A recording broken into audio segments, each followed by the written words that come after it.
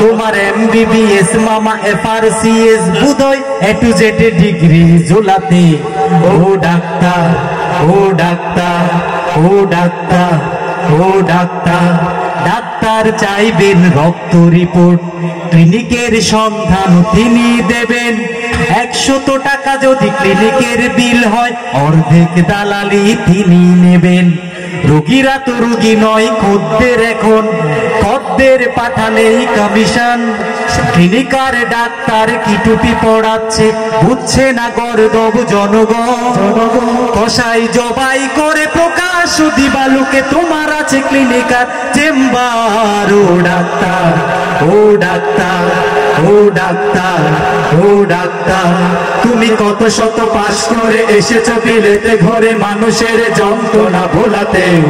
ও ডাক্তার, ও ডাক্তার, তোমার MBBS মামা FRCS বুদয় A to Z ডিগ্রি ঝোলাতে। ও ডাক্তার, ও ডাক্তার, ও ডাক্তার, ও ডাক্তার, নিজেদের ডাক্তার বলো কেন, তার চেয়ে বলো না কো ব্ল্যাকমেলার।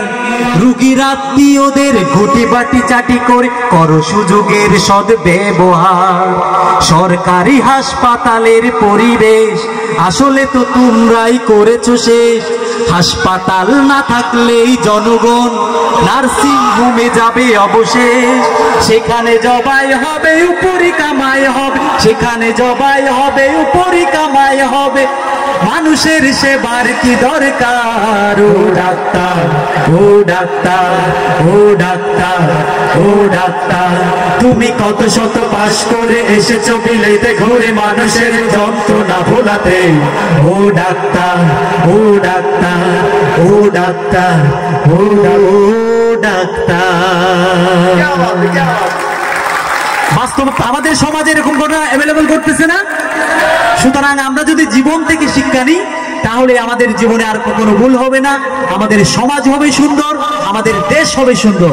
আমরা কিছুদিন পর পর দেখতে পাই বিভিন্ন হাসপাতালে ভুয়া ডাক্তার ধরা পড়ে, ঠিক না?